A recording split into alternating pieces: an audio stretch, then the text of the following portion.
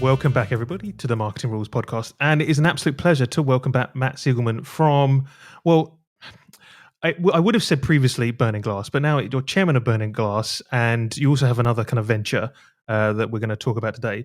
So, kind of without too much kind of ceremony, Matt, I'm going to hand over to you to kind of give us an introduction and also give us an update on the kind of what has happened at Burning Glass over the last couple of years since we spoke last. Well, it's great to be back together again, James, and as always. And yeah, it's been a busy time for us at what's now become EMSi Burning Glass.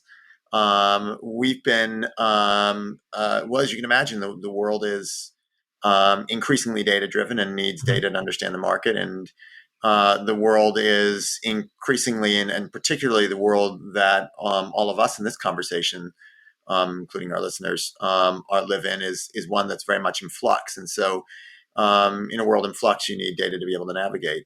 So it's been busy in general. About a year ago, we started the merger between Burning Glass, a company I had built over the course of about 20 years, with a company called EMSi, which both companies, by the way, have a nice presence in the UK and around the world. And it was just one of these sorts of things that just always made sense to do, and I think particularly made sense to do right now, because one of the things that we kept hearing from clients is that they were looking for true authority and true comprehensiveness about data, and so we felt, hey, look, these are two companies solving a lot of the same problems. Interestingly enough, with rather different strengths, which is kind of surprising, right? If you're two companies, you're working directly in the same markets, very similar solutions, you'd think the solutions themselves would be similar. But I actually think that this is one of these sorts of things where your genome as a company kind of gets set by where you started. And EMSi EMSi stands for Economic Modeling Specialists Incorporated or something like that. And Burning Glass, well, that name is a crazy name, but in any case, the main name might not tell you, but really sort of started as an engine for being able to read jobs and CVs and be able to apply the natural language processing to be able to understand what they had to say. And so the two approaches of understanding the market, one from sort of an economist lens, the other from a looking at real-time data lens, always sort of, even as the two companies sort of increasingly were doing similar sets of things, you are where you start from. In a lot of ways. And so bringing those two capability sets together was something that we thought, and I think is proving to be, kind of game changing. In how people are understanding the job market through data. Yeah, and you're right. It kind of makes sense when you kind of know a bit more about both businesses. It kind of, you can say, oh, okay, why didn't this happen earlier? Kind of almost, you know what I mean? When you kind of know a bit about both businesses, but. So that's the kind of what's happened over the last few years, that the EMSi and Burning Glass have kind of merged. But now you've got a new kind of role within Burning Glass and within a new project that you're kind of working on, which we're going to talk a lot more about today, which is the Burning Glass Institute. Yes. So as we brought the two companies together last spring. And then have increasingly worked through the integration. I felt this was the right time for me to step out to do something I've always wanted to do, which is this. I mentioned a minute ago that we live in a time of flux. There's so much changing in terms of the market for talent. Whether it be remote work and hybrid work, whether it be the kind of tremendous dynamism in work itself, the pace of skill change, and things we'll talk about over the course of our conversation, I'm sure, whether it be the imperative around equity. In all those sorts of cases, you hear a lot of prognostication about the future of work. Mhm. but not a lot of fact. And I think these are incredibly important topics. They're going to really reshape so much of how people work together, so much of how companies work, so much of how companies find their talent. And I wanted to be able to actually focus on those big questions. Over the years, we've done a lot of work that I've been research that I've been very proud of, and I wanted to be able to focus on it. So last month announced that we were going. I guess actually, see how time passes. It's already mid March. Yeah. So okay. At the start of the year, I announced that I was going to be stepping up to chairman of EMSi Burning Glass so that I could focus more full time on launching what we're calling the Burning Glass Institute, which is a nonprofit, fully independent organization, which is focused on data driven research Mhm.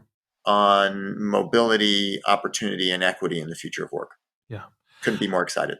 It sounds fascinating and amazing all in one, right? And it sounds a great kind of opportunity. One for you because you said it's kind of something you've kind of always wanted to do, but also it's kind of research which is empirically based, you know.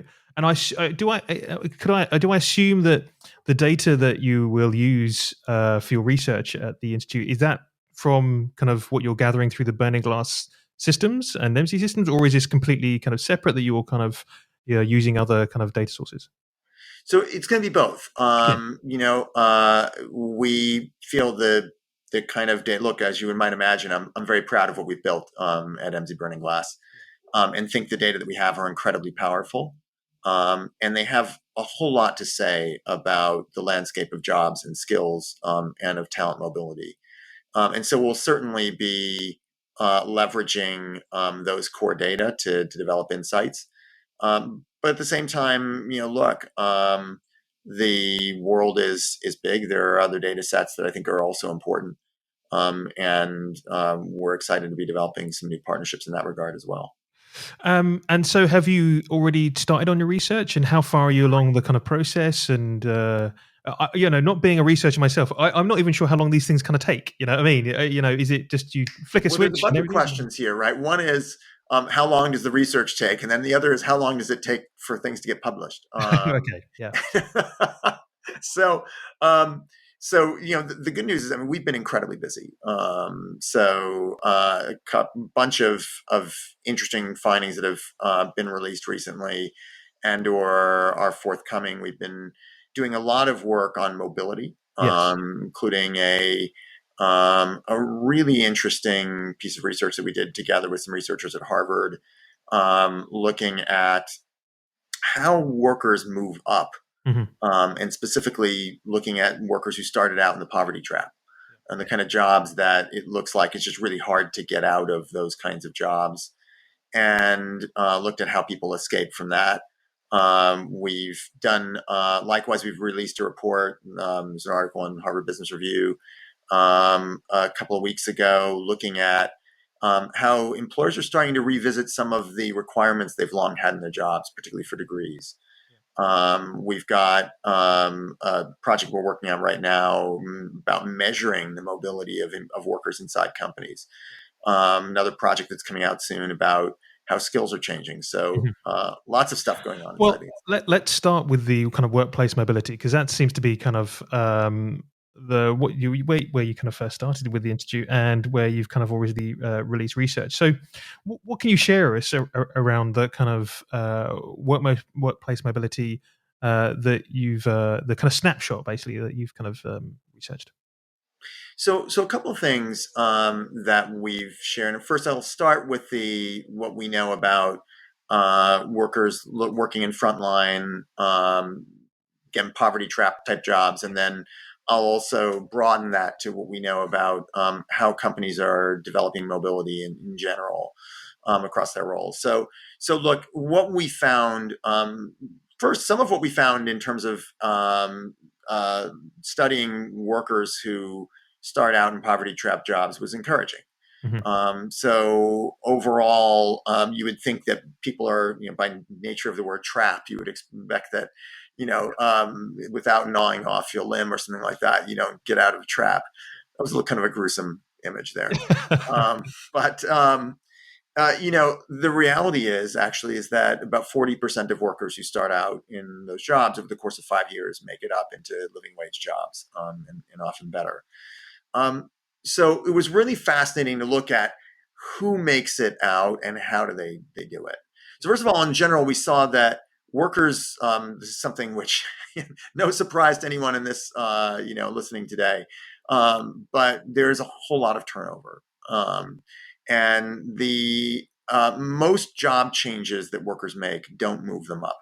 Mm-hmm. Only about 1 in 3 job changes that workers make advance them. So most of what you're seeing in the economy really is churn. Uh-huh. What we also know is that for workers, who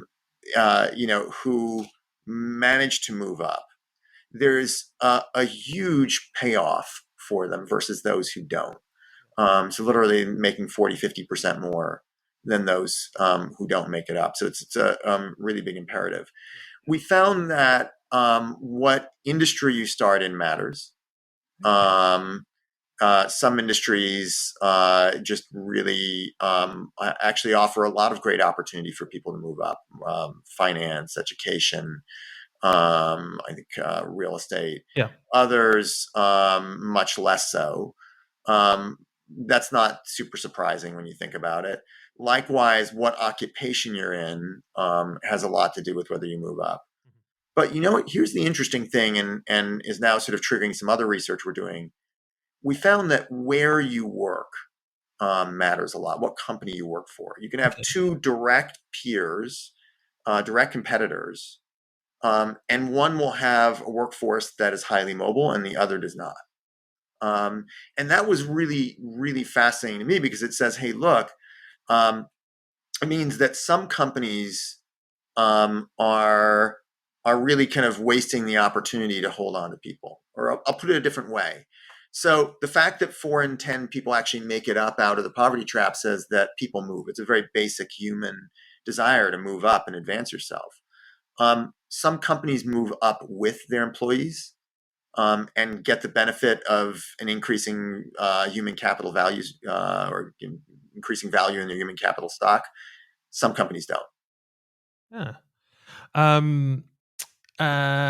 How much does location kind of make a difference? So location is going to make a difference in terms of the scope of opportunities that somebody has. So obviously, if you are working in a rural location where there's just not that many there's not a great diversity of jobs, there's not a great diversity of employers, then you're more likely to wind up stuck. So, I think one of the advantages that people have working in urban locations is the ability is the diversity of jobs that are available. So if you're in an industry that turns out to be a low mobility industry, you can move out of that industry fairly readily. Yeah. And I don't know if your research was able to take in a kind of a pandemic effect, but has remote working kind of changed that? The fact that you kind of, if you are in a kind of a rural setting, that you can work remotely for maybe a company that does have kind of a higher mobility. Were you able to kind of see that in any of that in the research? So you're seeing so it really depends on where in the employment spectrum somebody is, right? So you see a little bit of that in the lower wage spectrum around things like contact center work, right, where you can be up in Aberdeen or something like that and take calls from home, and you no longer need to actually be in the center itself. Where you really see the world of remote work changing, kind of the geography of jobs, changing the scope of opportunity that people have, is when you start advancing a little bit further up the skill spectrum. Because those are the kinds of jobs where physical presence is less important. Yeah. And did your research, is it only kind of US based, or is it kind of global, or is it specific countries? So we're working, our data set spans, I think, 37 countries around the world. Okay. So not quite global. I think there's 183.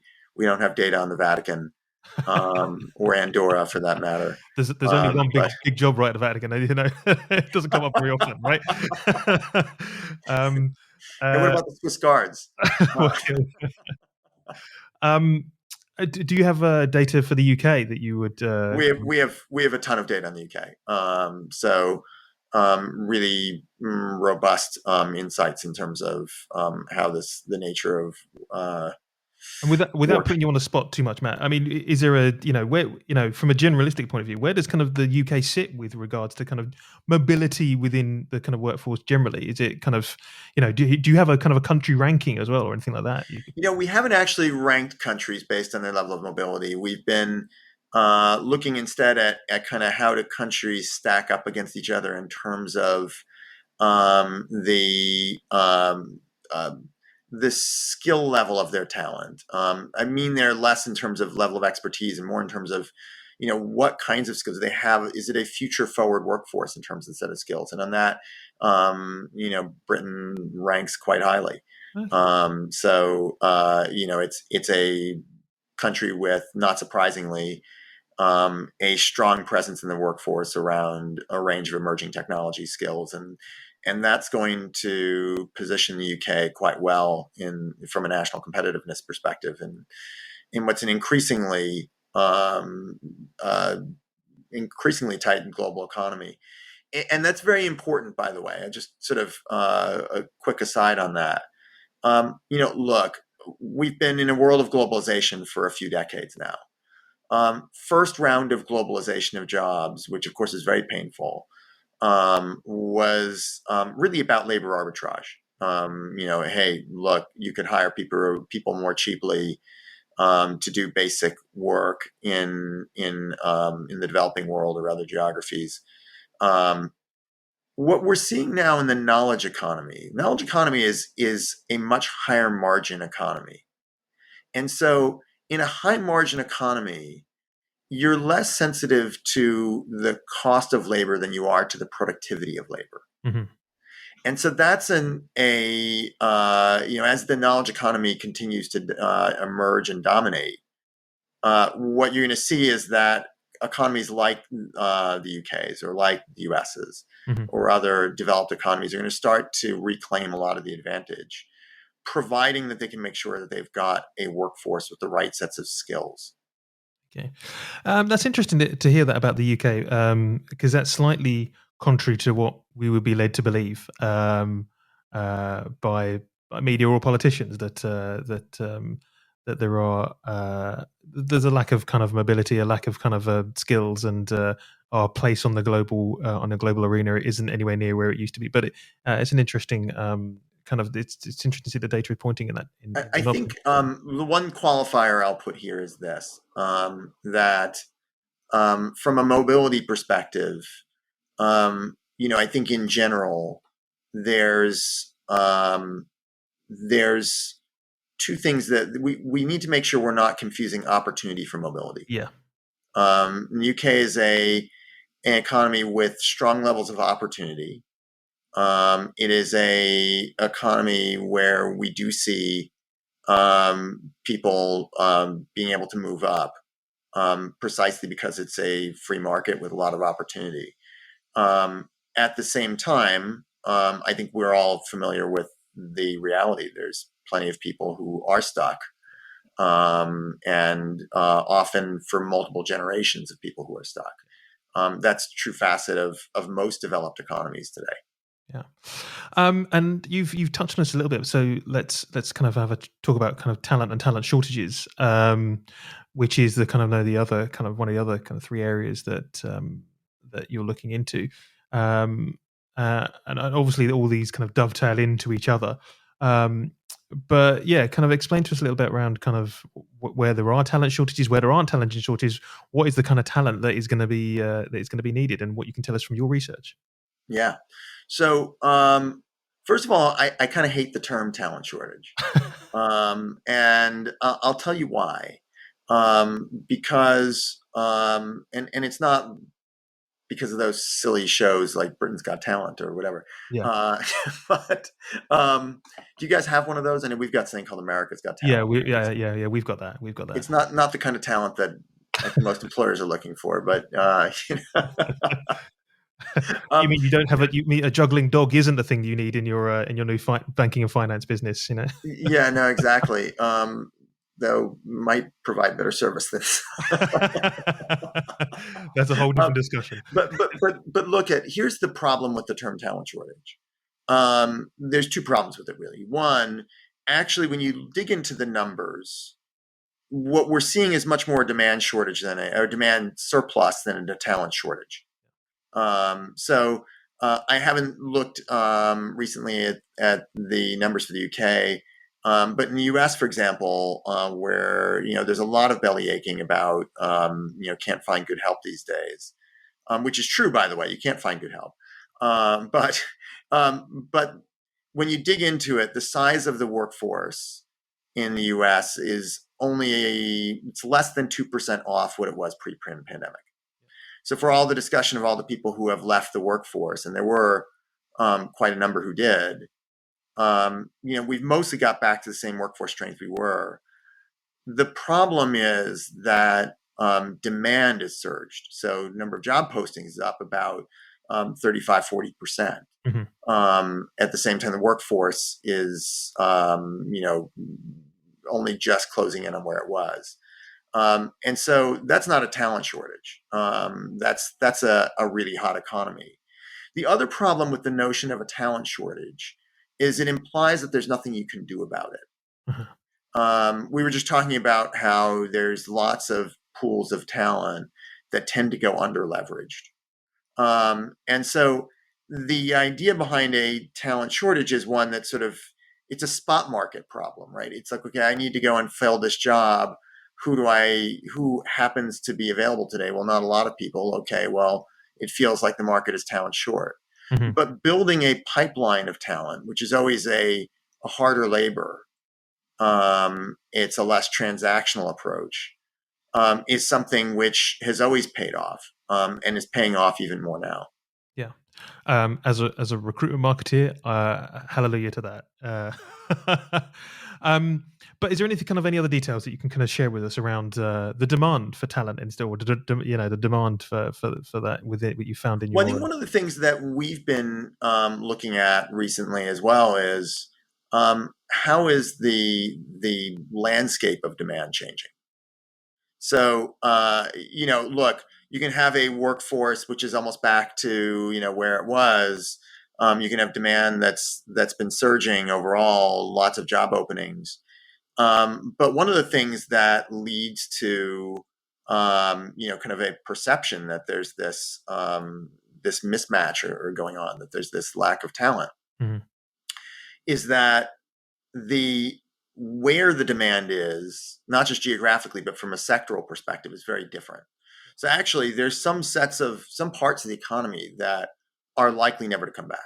Right. So, we're all going back to restaurants and pubs and the like. That's good. But on the other hand, retail shops, right? We all got used to over 2 years doing a lot of ordering online. For one, I'm not going back to retail shopping if I can help it, and continuing to do as much online ordering as I can. And you see that in the jobs, right? We're seeing a huge move out of retail jobs, significantly down, transport and logistics jobs way up. That's just one example, but I think we're seeing those kinds of things. For example, in the US, we've seen a significant and sustained drop in employment in elder care facilities, mm-hmm. Which is really interesting when you think about it, because like a lot of industrialized nations, the US has a increasingly aging population. So you would think, okay, well, there should be more demand. But I think everyone looked at some of the tragedies that happened inside elder care facilities, and nobody wants to send mom or dad to a facility anymore. And so those kinds of things aren't coming back at the same time that a lot of digital occupations are surging. A lot of, as we're seeing a lot of a lot of return to transport roles. Think about also the geography of jobs. Mm-hmm. One of the things we're seeing as well is that jobs are moving out of city centers and moving to the peripheries. That has profound impact as well. People are doing remote work or are doing hybrid work where they're only coming to the office 2 days a week. Mm-hmm.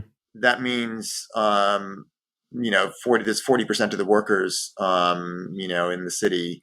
That means Pret's only selling 40% of the sandwiches they were selling before. Yeah. It has knock-on effects for the other retail, as you said, Exactly. around those. It's an interesting point. The last thing I want to kind of talk about, Matt, which as I know you're kind of very passionate about, is building equality and building equity, whether we call it diversity, ED&I, however you want to kind of whatever term is trending this week. It is about making the kind of workforce more kind of workforce diverse and equal. And I know you've been doing kind of a lot of research around this as well. Yeah, so this is an area, as you said, which is we find deeply important, and I think what's been encouraging is to see it's become that it's globally important. It's something that I think is a mandate that people are feeling the world around. Mm-hmm. We've been looking at this through a couple of lenses. One is to understand the relative diversity of people across companies. It's fascinating. Most companies really lack effective benchmarks to be able to understand how diverse their talent pools are. They can measure it themselves. They have employee surveys, and they can say, okay, in this pool of talent, where this percentage people of color, this percentage women. But there's historically not been a lot of great data for people to say, okay, but how does that compare? And here's why that's a problem, because if you don't know, it's easy to write yourself a hall pass. Right? You can say, okay, well, we're in the software business, and it's just really hard to find software developers who are women or who are people of color or the like. When you actually look at the data and see, wait a second, there's a span. For example, if you look across the Fortune 100, you would find that the difference in representation of people of color in software development roles between the most diverse and the least diverse companies is about 16-fold. Right. So when you actually look at those kinds of data, you say, wait a second, we shouldn't be writing that hall pass. And so no matter what the kind of hall pass it is that you're writing yourself, whatever the excuse is, when you actually can be data driven, you can realize, okay, wait a second, we can be doing better. It also makes sure the targets that you're setting are realistic, right? Because look, actuaries are one of the least diverse jobs there is. Actuaries are about 4% people of color. That's pretty appallingly low. Yes. But if you know that, then you can say, it's one thing to say, what companies often do is they sort of set these broad standards. Hey, well, we want all of our talent pools to be representative of the whole community. That's a good ambition. It's the right ambition. But it's not an actionable ambition if you're working in a talent pool that's 4%. So one of the other things that we've been doing is looking as a result, not only how do you create effective goals, how do you identify where the talent is, and more on that in a second, but also how to broaden the pool. A lot of companies get stuck with this kind of zero-sum game mindset that says, okay, well, there's just a fixed number of women in a role, or there's a fixed number of people of color in a role, and we just gotta live with that. And all we can do is shout louder and get more aggressive in our recruitment marketing. And of course, James, nothing wrong with recruitment marketing. But when you realize that you can actually market to a broader audience, that you can say, hey, look, there's pools of talent out there who we're just looking past, who have a lot of the right skills, but not all of the right skills. and we can train the rest because we know specifically what those gaps are, that can significantly expand the pool of potential talent that companies can access. Um, and from a very top level, is it getting better? Right? I mean, or is it so complex still that it's there are sectors, there are locations, there are industries that are doing far better than others, or can we say or can we just generally say that we are going in the right direction generally? Do you have any of that? Can you see that in any of the data? So look, historically, if you look over the last couple of decades, we haven't made as much progress as we would want to have seen. If you look at, for example, the percentage of Black men in the C-suite, that has changed by 2% since over the last 20 years. So in on a lot of metrics, we haven't seen kind of really big changes.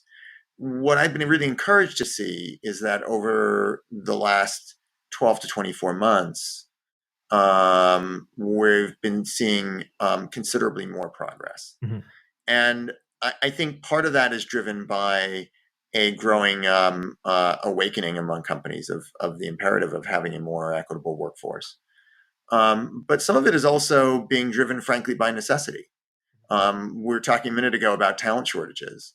When you're feeling a lot of pain, then and you have a recruitment process which is built around exclusion, in other words, filtering people out, as opposed to inclusion, bringing people into the process, then you suddenly start to wake up and say, wait a second, why did we require a university degree for that role? Does somebody really need it? Can we do without it? Mm-hmm. And the net effect of those changes, which have been very substantial, by the way, but the net effect of them is a significant influx of diversity into the workforce. And you mentioned this kind of near the start, this kind of demand the changing demand for requirements for jobs. So the change of requiring a degree or anything like that. And are you seeing kind of more and more of that in the data? And is that having an effect on equity? So historically, again, if you look back over the last couple of decades, there's been a significant amount of degree inflation. And that's created this weird disjoint between the percentage of people in the workforce who have a degree and the percentage of jobs forward-looking that have been requiring one. So, for example, among PAs, only about 19% of PAs have a degree. About 65% of job openings for PA at some point in the U.S. were requiring a university degree, which is a what we call a degree gap or credential gap of about 45%, which is just nuts when you think about it. Also, very importantly, by the way, when you compare jobs that looked for the degree versus those that didn't, same skills. So it's not even that they were looking for a higher caliber of talent or something like that. So what we've been seeing over the last 5 years is a significant reversal of that tide.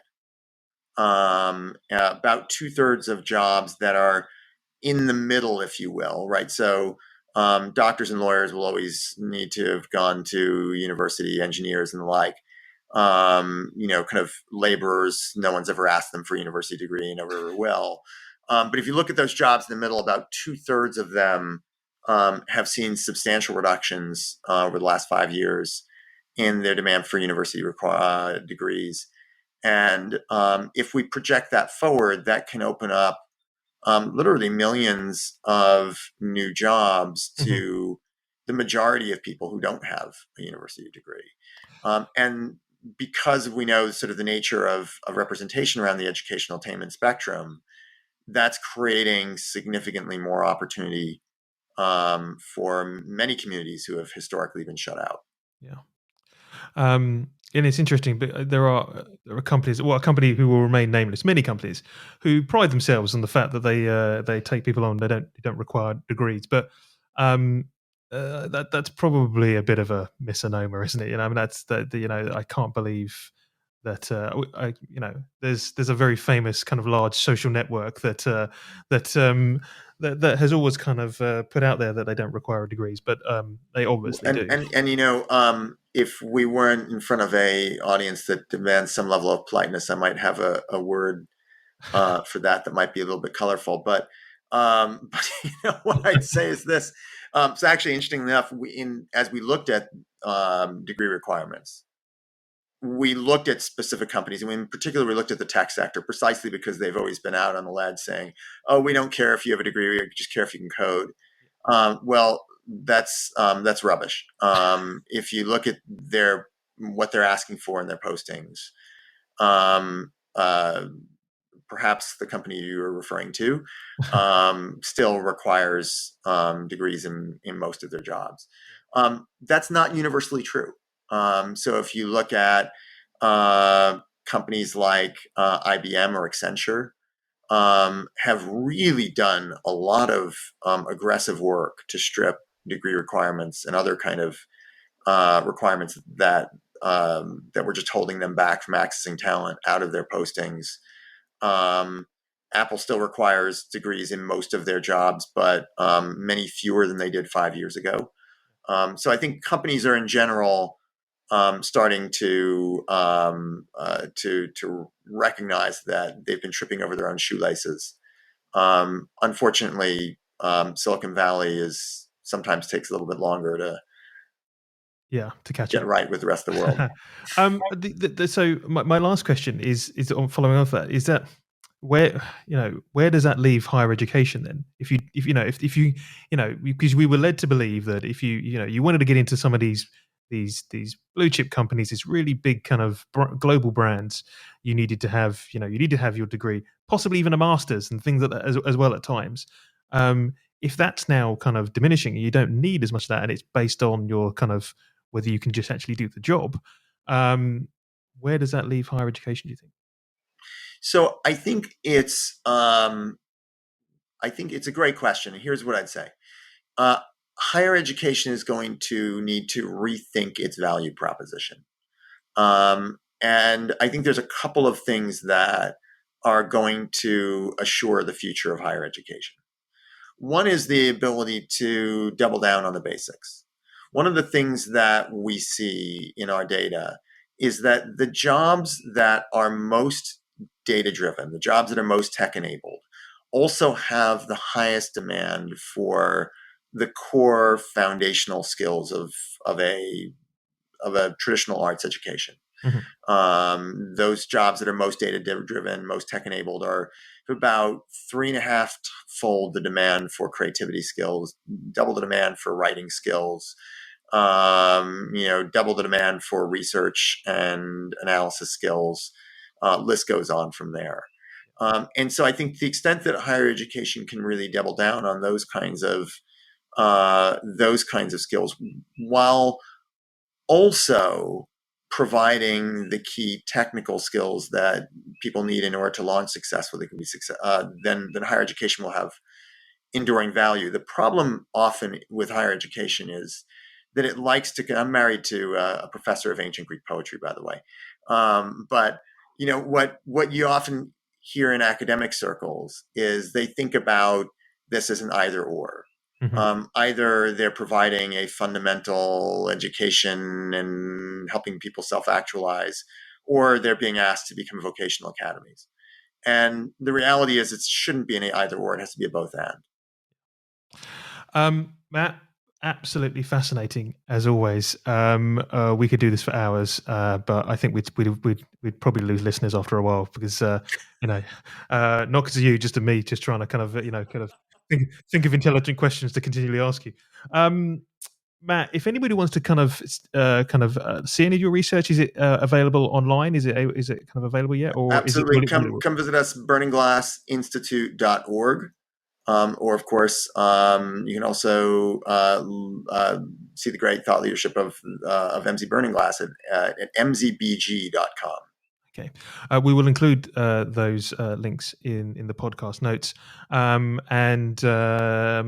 Matt, I'm sure this won't be the last time we'll have you on.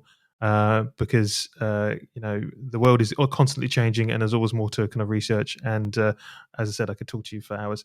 But for now, Matt, thank you very much. So enjoyed this.